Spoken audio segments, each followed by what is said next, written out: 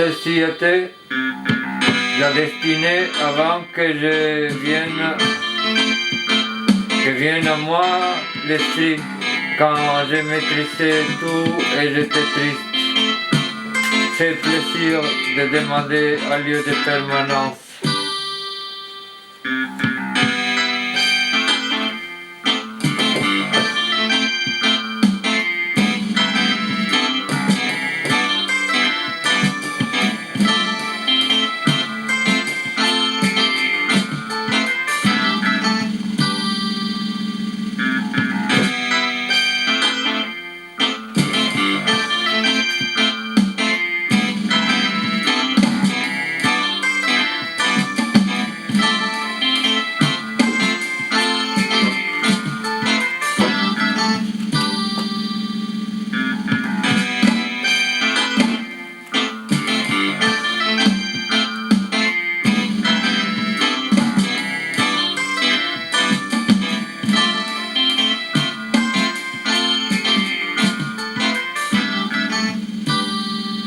Montrer mes sangs et mes fesses, espérer quelque chose de drôle.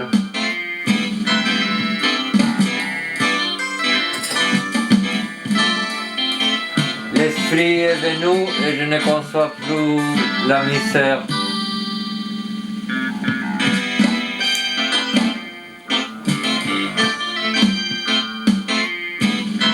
Cette instance de disgrégation devient incandescente et lumineuse, lieu du trône de la messe, et s'éloigne, ravi de ma goût par un vent amer.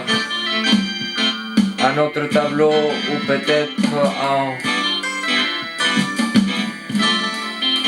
écran de papier de grandes dimensions figure avec l'invisibilité propre au crayon de couleur une scène angélique de copulation.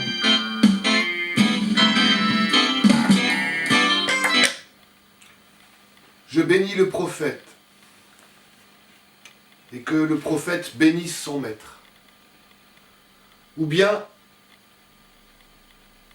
Aoula, ou bien Kwati, ou bien Seitani, ou bien le démon Seitani, ou bien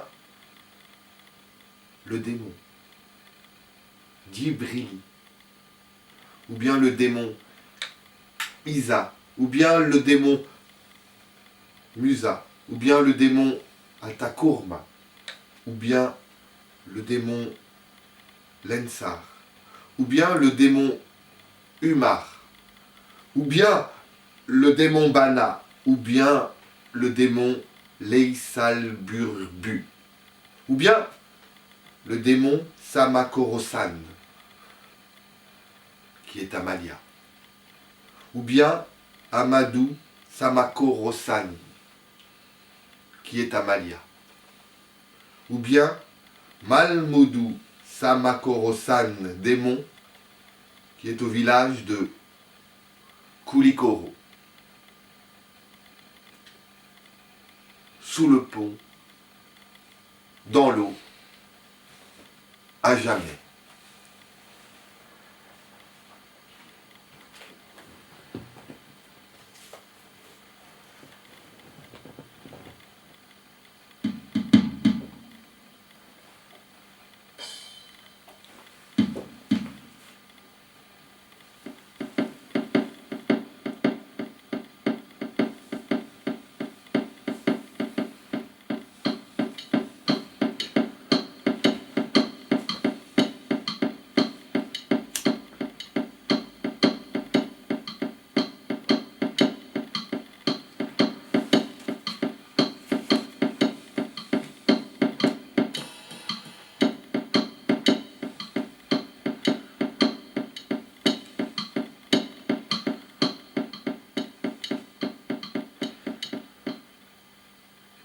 L'artiste travaille essentiellement avec son corps.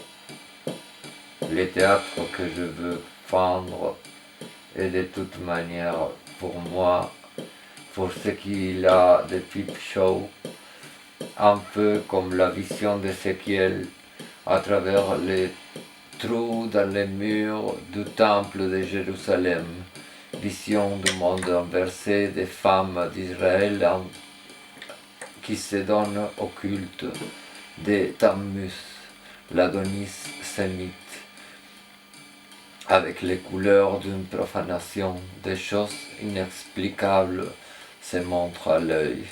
Nous ne voyons les couleurs, sinon que la lumière nous fait souvenir de l'histoire des choses. Il est hiver. En but de ces mythes, je me promène par Poble Sec.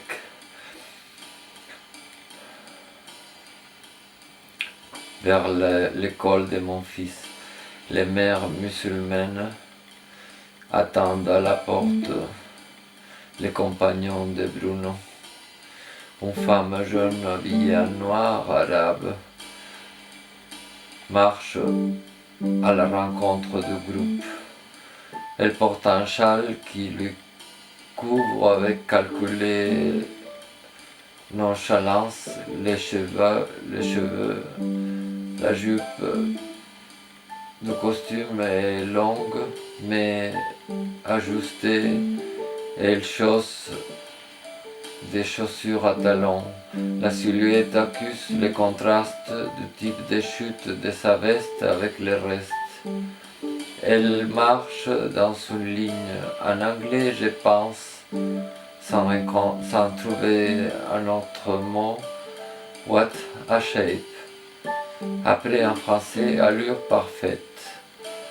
Il y a un instantané et brevissime flirt des regards et je m'accoude à la véranda de l'école. Un groupe de femmes arabes dans l'autre trottoir se bénéficient des rayons solaires et se savent regarder. Je pense à la poésie et la mystique persane et soufie, méthodique et soigneuse dans la transposition littéraire des idylles visuelles. Comment elle s'égrène point par point et dans son minime détail une image, comment elle s'insiste à faire de la parole des sangs et je pense que la mémoire de la main persan ou arabe est une caméra photographique et qui doit réaliser comme le calculé charme la mécanique de l'an. Chambre noire emplie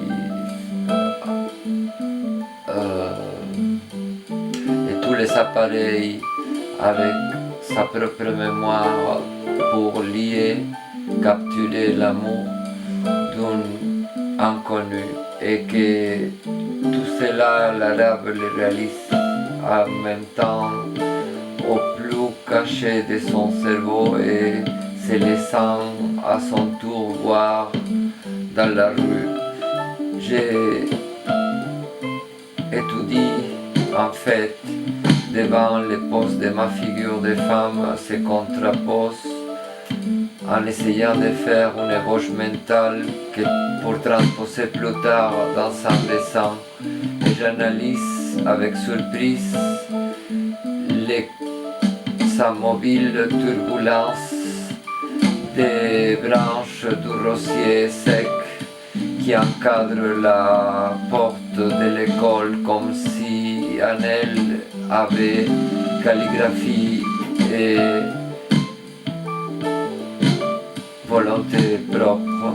Après, dans les patios, dans la cour de récréation, une colombe picote dans un geste de cruauté, un peu de chorizo perdu dans déjeuner chrétien, pêchant à la boue des mémus musulmanes.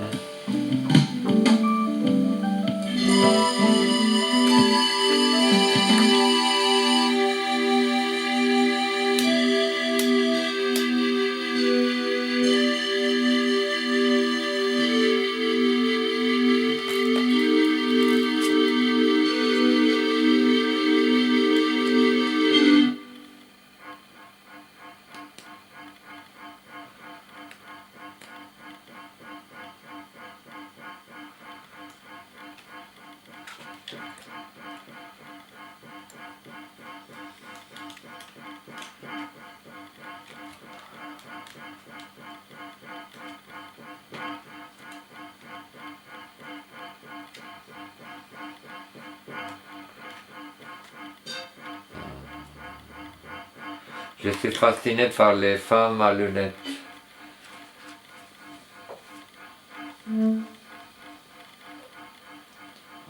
Quelconque particularité dans une femme intéressante ou intelligente ajoute de la fascination. La Dulcinée numéro 1, dont la pose était aussi évoquée dans un tableau sans titre préalable, m'intéresse parce qu'elle suggérait une commodité et une mondanité en rien académique. Elle suggérait le corps et le regard d'un aristocrate ou d'une grande bourgeoise, ce qui, pour peu que j'ai de Don Quichotte, j'aurais désiré l'éternel féminin et non cette brutalité de la femme complètement indifférente de l'homme. Il s'agissait de saisir la noblesse du féminin et la représenter par la commodité de l'image, son sourire, ses lunettes. Et malgré que c'était devenu l'affaire portrait en tant qu'érudite, tout cela me semblait que c'était mon apport à l'analyse du mythe de Dulcinée, parce que je crois qu'il faut prendre Quichotte comme ce qu'il était, non pas littérature, mais subversion, feuilleton, pamphlet, les Quichottes et mythologie. Pour cela, il demande une réincarnation ou récarnalisation de ces personnages parce que je crois qu'il faut oublier, donner un exercice d'oubli à toutes les images hiératiques de Don Quichotte, maigre, barbu, couvert d'une armure. Il faut dénuder ces personnages et les situer dans notre contemporanéité avec une certaine sensibilité pour leur chair, parce qu'ils doivent être charnels en tant qu'ils sont injustement des dieux magiques. Les chevaliers qui marchent, la dame des pensées, il s'agit d'artifices propres à une épiphanie. Il est nécessaire, je crois, d'investir de manière intime et personnelle tout cet imaginaire. Je connais beaucoup de peintres ennuyeux et médiocres qui se sentent très satisfaits de savoir dessiner Don Quichotte. Il y a tableau 5, 4 ou 5 ressorts faciles pour faire un homme maigre. Les yeux un peu perdus, un barbiche. Je crois que cela s'est fait comme si on était en train de faire une espèce de satanisme quichotesque. C'est l'image vide au service de l'idéologie. Je travaille avec Cervantes en personne. Les femmes ont écrit le Quichotte au long de l'expulsion. Cervantes en prison, otage en Alger, était plus heureux.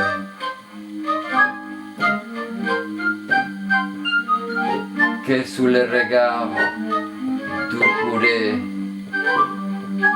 et du juge espagnol. Il était dans une grotte. Peut-être il fumait ou mâchait de la résine, des pavots, des chanvres, des racines pour purger l'âme